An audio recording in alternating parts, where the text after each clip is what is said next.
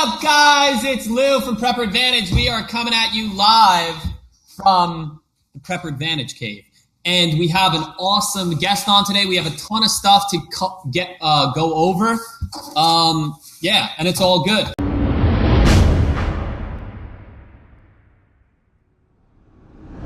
Let's introduce John Moody. John, what's up, man? Hey, how you doing? Good. That's the only line that John came in with. Everything else is going to be off the cuff. So I'm going to tell them a little bit about you. He's a homesteader and a farmer. I was talking to him before. He's got 30 acres, right? We're in Kentucky. In Kentucky, okay? And he's right next to a wildlife preserve that's 5,000 acres. Unfortunately. Yes. So he constantly has predators coming onto his land that he really can't kill, right? Well, I just can't kill enough of them. It's really what it comes. People talk about deer hunting, and for us, it's more like point and click. Because our county, state of Kentucky is looking at increasing the bag limit for deer to 15 deer per person in our county. And they're all on your property. Sometimes it seems like that. Unbelievable. Awesome. So he runs he's the CEO of Steader. It's online video-based learning. And he has 5 children. He was telling me about them. They all do judo. Very cool. Not the 18-month-old. But he's going to tell you just a ton about who he is and why he's here, why he chose to come on Prepper Advantage. And then we're going to get into questions that are going to make you smarter, make you more prepared. He's excellent in foraging and homesteading. So, John, why don't you take it away, bro? Yeah, great. So thanks for having me. I do some of the video content for Prepper Advantage. Jose reached out to me. That's how I got involved. I'm friends with David. Level 5. He's a level 5. He can teach at a level 0, but he himself is a level 5. And so we've been doing kind of self-sufficiency, preparedness, homesteading stuff for about a decade. We mainly do it because where we live and how we live requires that skill set. So we've had everything happen to us since we live out here, from minus 30-degree temperatures for 4 straight nights, just one of the coldest stretches ever recorded in the history of Kentucky. Just took out everything. You had, tons of people displaced. Really? Because we're Kentucky. Minus 30 degrees is unheard of for this part of the country in the past. And so, we had people lose, almost everybody lost water. And then even beyond water, most everybody lost their septics. And most people... most people have no backup game plan for if their septic freezes. So let's go into that. I'm not even going to go through these pre-written questions that Jose wrote, and he did a very good job. Last time I fired him live, it was a joke firing. You're not fired. So I hope your wife sees that. You're doing a great job. Way to go, Jose. Woo! All right. So let's go into that. It's negative 30 outside, right? Yep. What do I do? Well, you best hope you did some stuff before it got to negative 30. So what is the prep? So say going into a cold winter, say worried about the heat, worried about the pipes, or storms coming up. What are some of the simple things that we're just not prepared for that we could do right away to get at least a little jump on that type of weather? Yeah, well, you have to have a backup way to heat, because when it gets that cold, even if you're on grid-based heat and it gets that cold, the grid, because like everybody is pulling so much from the grid at that point. The likelihood of outage, I think those are called like brownouts, where there's just not enough supply for the grid, goes through the roof. Again, if you're like us, you live, you're not on a main artery, you're off one of the little capillaries way off the grid. You're far more likely to lose supply, because you're not the core. So right away, I'm thinking fire, right? Yeah, we have a wood stove. When we bought this property, bought this house, very first thing I put in was a wood burning stove, because that gives us a way to cook.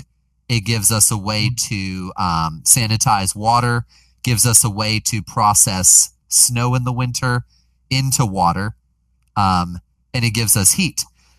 So yeah, I would tell you. So I would tell like the preppers that aren't advanced right now. I would tell you go to Home Depot. Before winter, go to Home Depot, go to Lowe's, pick up just a bundle of firewood. It's not the best firewood. Pick up a bundle. You probably want to store, if you can, I'd say at least 10, right? So 10 will get you through a few days, hopefully. So get 10 bundles of that, and then you at least have a fire, and get a place to put it, because there might be a time where it's so cold out, you have to bring something in your house to light a fire. So you want to get something that can hold that. You could probably get that, just at the same place, probably like $100. And what I would do is obviously you crack a window when you do that stuff, but this is just for crisis situations. So go ahead, John. What else? Are you familiar with the Buddy propane heaters they now have? There's supposed to be a new generation of indoor heater. It mounts on top of a propane tank.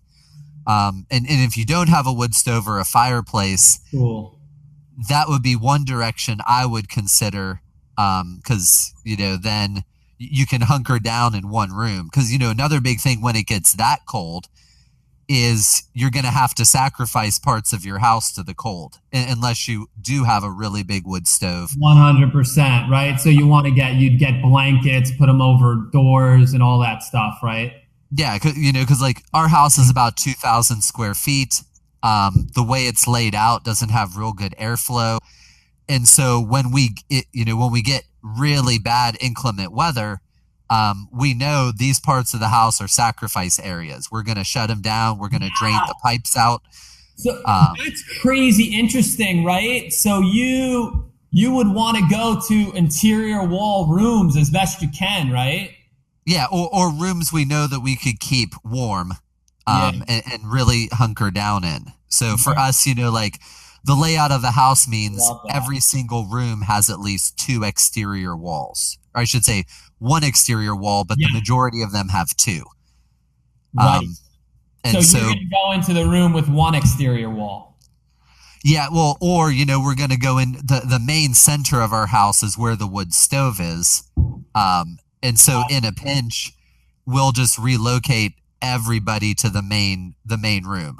Because it's a big, it's a real big living room, dining room, family room, all rolled together. So it's probably 800 or 900 total square feet out of the house's total footprint.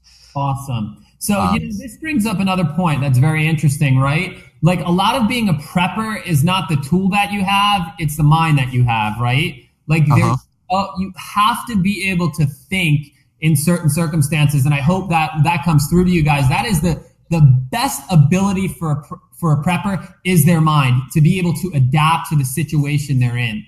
Would you agree with that? Oh yeah, I told my son, and it's a great line from the one Batman movie, where Batman's training with Ra's al Ghul.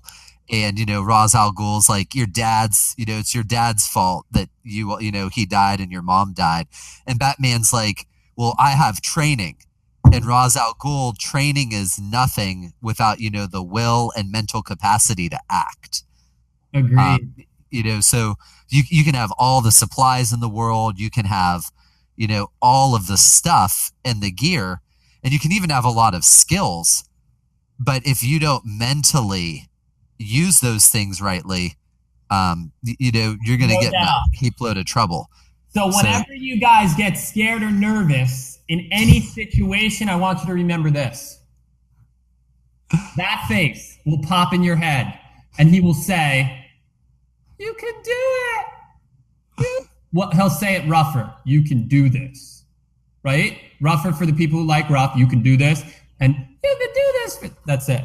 That's what you think when those situations happen. All right.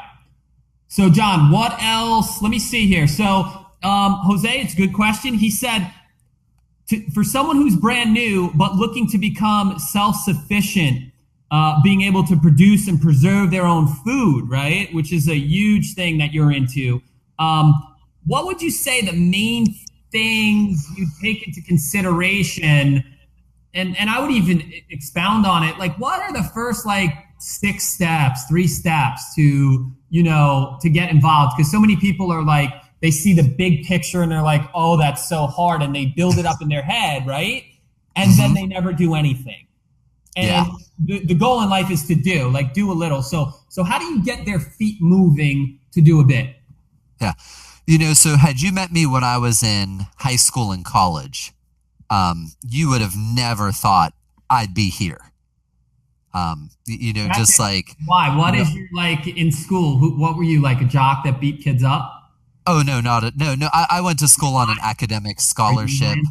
I was a video game playing, I was, now interestingly, my scholarship required me and my roommates to do campus activities, and it didn't stipulate what they were. Okay. And so we played 6 intramural sports a quarter for 4 years. That's genius. Did they have a problem with that? They weren't too happy about it, because like the football team would be like, how are these guys in the gym more than we are? That's what the football team gets, and they get the headaches, and we play 2-hand touch, right? And everybody's happy. Exactly. So I didn't cut. I had some experience growing up because my dad was a hunter, fisherman. I was from a blue collar family. Okay. But I'd never grown anything growing up, pretty much. I can't remember, other than like putting seeds in a styrofoam cup, in like 7th grade science class. Yeah, they died on me all the time. I never got a bean. I didn't get it. I'm running a Pepper Advantage. I never got a bean. But I grow stuff now. Don't judge me. Don't judge me. Go ahead. And, so the big thing is for the beginners, though, is just grow. Whether it's, making a container bed, making a spot in your landscaping around your house, doing it in a grow bag, just grow something. Can I tell you what my son did? What did he do? He saw his dad plant a garden. So you know what he did? He went and he got a clementine box. Like they're in the wooden boxes. Uh-huh. Took the clementine box outside.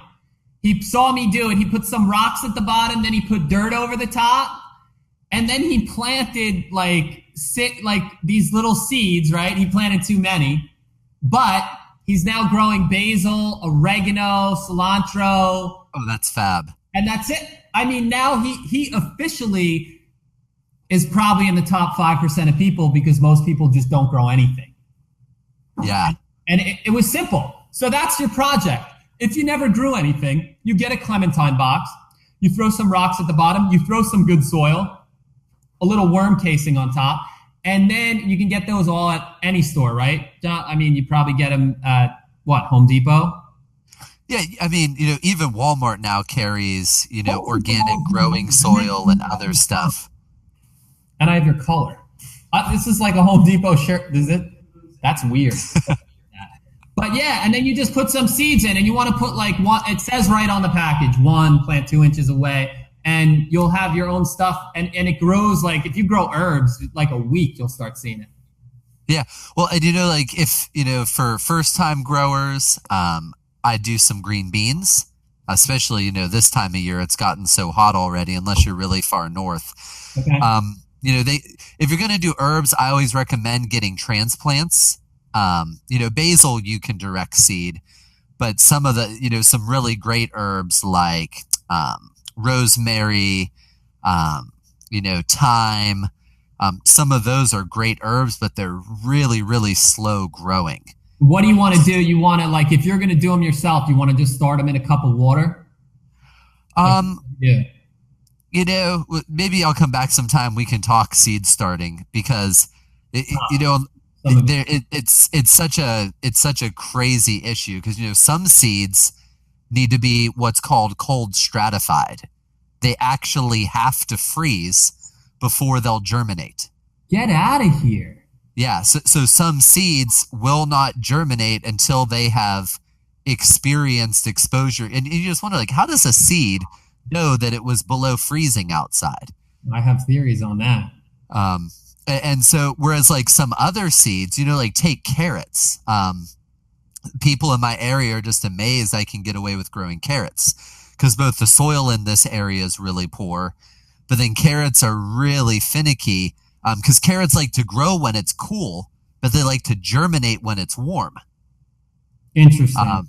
And so different seeds, especially to get good germination, can be quite tricky. So I always tell people, green beans are easy. Squashes are easy, your zucchini, your summer squash. Right? It just grows like a weed. Yeah, and so I always tell people, these are kind of, crops for dummies. Or if you even want to move beyond, direct seeding crops for dummies, tons of local farmers now sell transplants in the spring into early summer. So find somebody who has good transplants, buy some good starting plants, make your life easy, get some early successes growing, because at some point you're going to get clobbered. So don't take your clobbering later once you have a little resilience built in. Let's go into the next question, Don. I love this one. How about food preservation? Like, tell me how to save my food, the best possible way. Oh goodness, it depends on the food.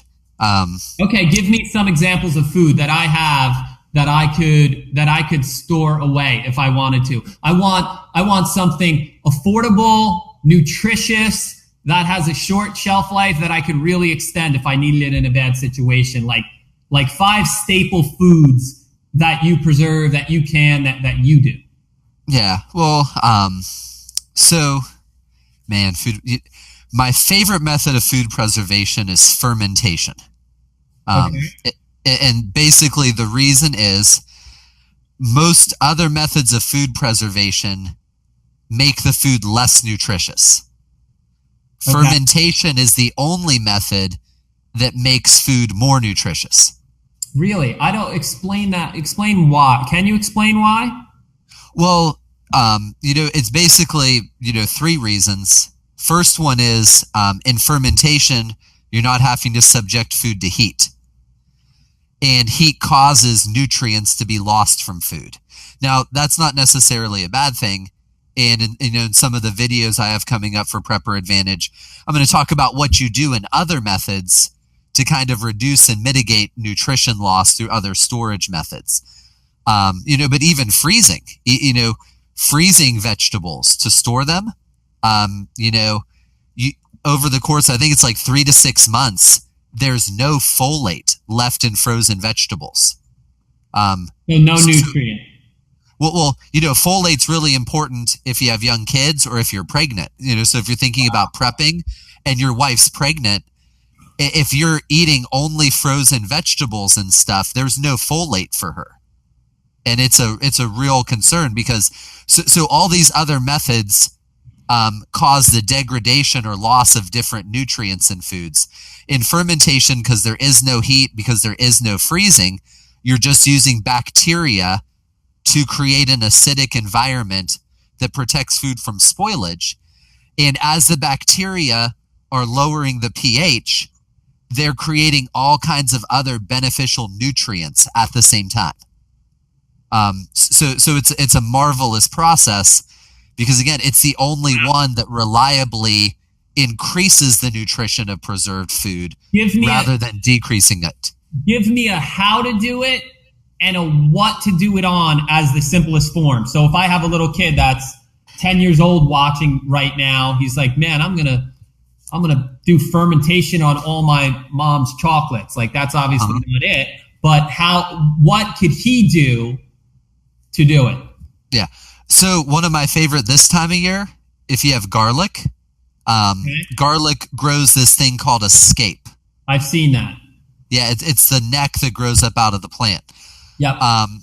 You can cut those off, wash them in non-chlorinated water, run them through a food processor, pack them in a jar, add salt water to the jar to where it covers, the food process scapes, probably by, let's say quarter of an inch or so. Okay. Then put an airtight lid on that jar. So you can do this in like a wide mouth ball canning jar. Got it. Yeah. So you can use the metal lids and rims. I prefer like the Tatler lids and rims because metal and fermentation can get into a fight because metal doesn't like acid and fermentation produces acid over time. So you screw it down relatively tightly. You just set the jar somewhere warm for 2 to 3 days. And over time, you'll see bubbles forming all around the jar, and some liquid will begin to run off of the jar.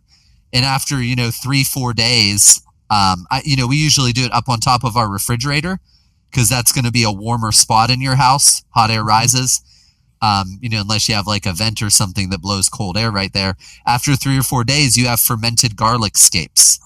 And they're just great substitute for garlic and cooking, using in salad dressings. And they'll last forever? So at that point, if you have a root cellar, they either need to go in the fridge or they need to go like in a root cellar or somewhere. Because you need to lower the temperature to halt the continued process of fermentation. Okay. This is kind of like if you've ever done wine making or beer making or mead making. Oh, that part's always in the cellar. I get it. Yeah, because at some point you need to completely restrict oxygen and you need to drop temperature to make it stable. Wow. And so, you basically want to tell the bacteria, go to sleep. Right. So take a break.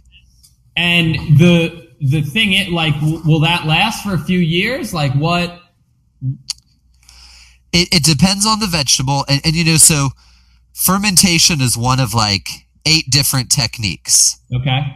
And kind of, like when we think about, preparedness, we're always thinking, at different time spans and horizons. Because fermentation will render a lot of vegetables anywhere from like 3 months to 18 months. Wow. I would think fermentation is one of the more advanced models of preservation. Yeah, the thing is, it's the original. And that's, cold chain refrigeration for food has been around for the masses for 50 years, 60 years, 70 years.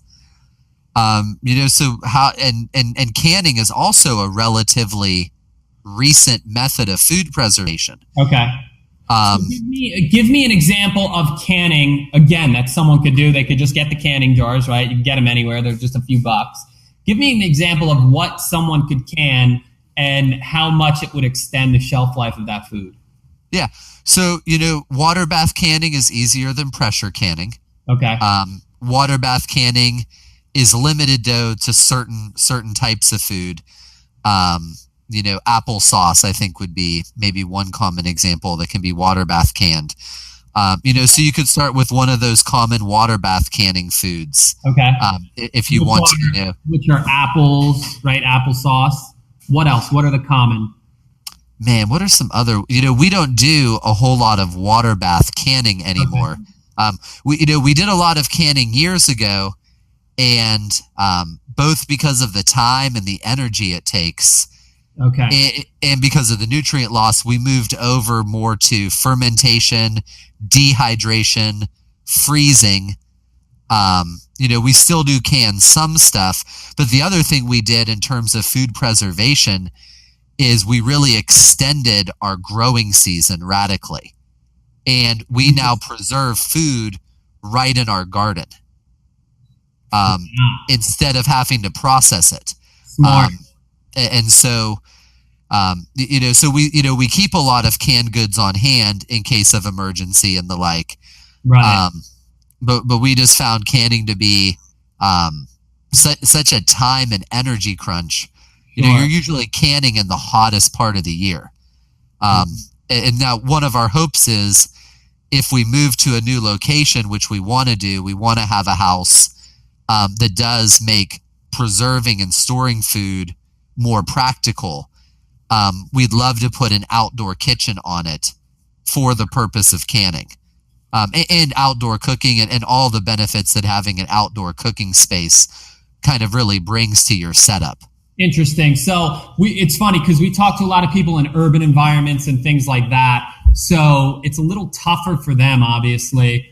But you would say, so if you canned with the water process applesauce, you just grind the apples up, whatever recipe, you put it in the jar, and then where does it go from there? Well, canned items need stored in a cool, dry, relatively temperature stable place. Okay. So it's sad because I grew up in northeastern Ohio, and all the houses on my street, even though it was a very urban area, had root cellars. Right. So without a root cellar, say I live in an apartment, canning is just not the way to go. You can't put it under a bed if your house is 70 degrees. It's just not. Oh, you can. So, even when we lived in an apartment in the city, we turned our one lower bedroom closet into a root cellar. Very cool. And so, if you walked down into the master bedroom and then went into the master closet, there was 400 pounds of winter squash, and wow. And that was whole winter squash. Winter squash is real cool. You can oil it and then rack it, and then just as long as it's a cool. That's what I want to know. What do you mean oil it and rack it, and how long does that last? So winter squash, we're talking butternut, kabocha, and spaghetti. And what about zucchini? Now, zucchini is a summer squash. So those. Not zucchini. Okay, so those three again: spaghetti, butternut, and kabocha are really common winter squashes. Pumpkin is another winter squash. Right. And so those squashes, if you have a really cool place in your house. Yeah. So, we're talking again, a lower level with a bedroom closet that's bermed. Yeah. So it's going to be, 45, 48 degrees, 50 degrees.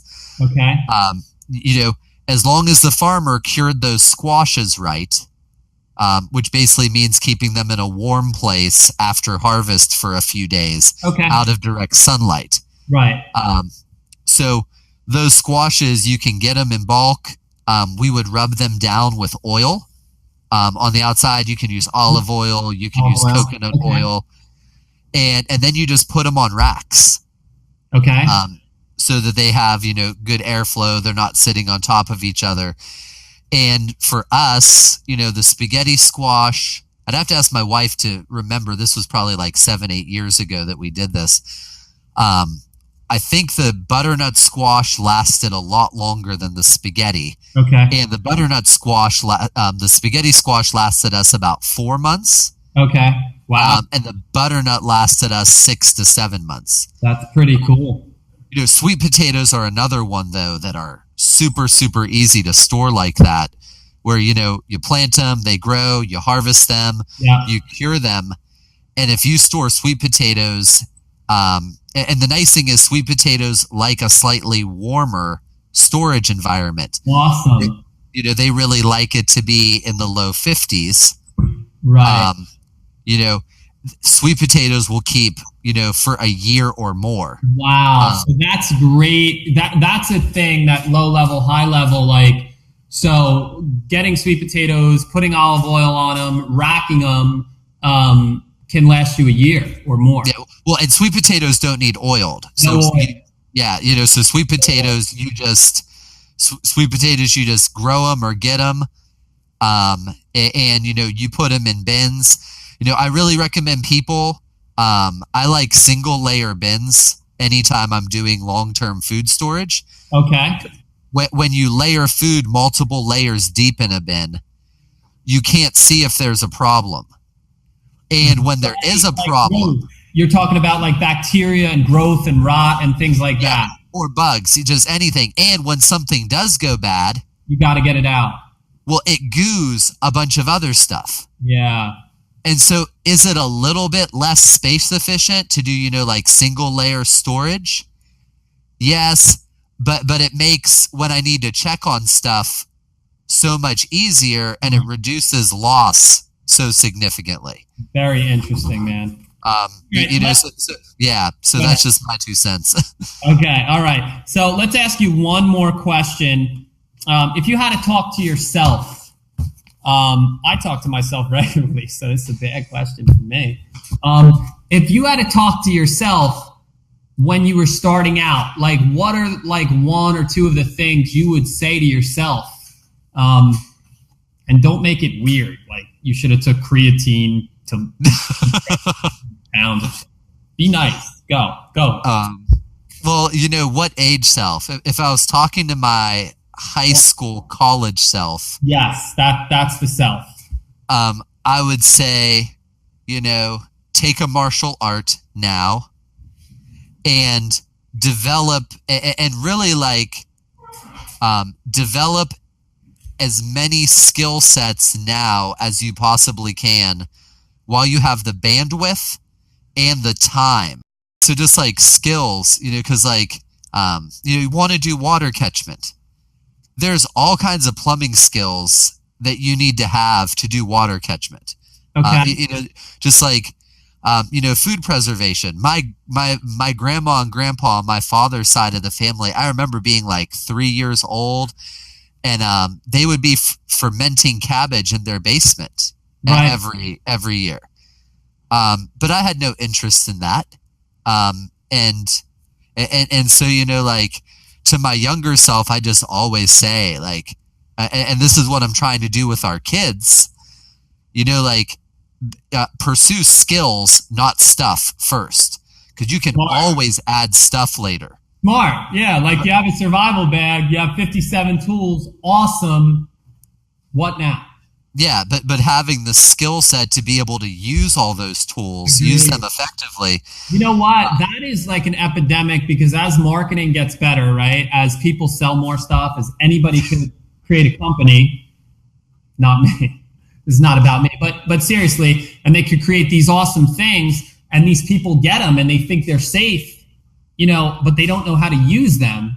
Like that's a big problem for sure. Oh yeah. Well, it's like, people buy firearms and never take training, and people, or like people buy preparedness gear and they never even do a dry run with this stuff. Never. Right. So I know people, they have camp stoves, they have this, they have that, and they're like, oh, I'll be able to use it in a pinch. Oh my gosh. That's not true. And I'm like, have you ever watched like first time camping people try and set up a tent? and you think you're going to be able to I was the first time camping person a few years back, like before, I started getting into this and everything. So I get it. I remember the looks I was getting. Yeah. They weren't nice. And so, obviously and for those of us who are more advanced, we really do want to create a judgment-free zone for people, in the sense of awesome. We do on-farm classes for different things for people who want to learn, how can you grow crazy amounts of food in a small space. Yeah. And when you we have people come and, they've never even seen a whole chicken. They've never seen a living chicken. And we want to encourage them hey, it's great you are willing to get your hands dirty and your feet wet. Yeah. Because it's not something our culture for 30 or 40 years has encouraged. The best ability is availability. Coin that. It's true. Yeah, somebody being willing to do it. So listen, John, I want to thank you, man, for coming out with us. I know, guys, on right now, join the Facebook group. There's no charge. There's just some rules. You can't be cursing, blah, blah, blah, blah, blah. So just join Facebook Elite. It's free, and you get really in-depth training in there, and we can answer personally a lot of your questions. The live gets a little crazy, so we can't answer everything. So get in there. You're going to see John in 20 minutes from now.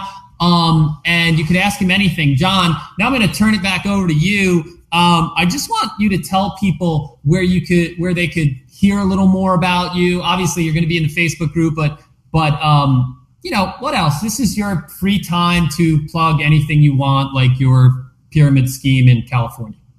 Yeah. Well, first, to all the people in the comments, saw a lot of your questions. There's like 3,200 comments in 30, 40 minutes.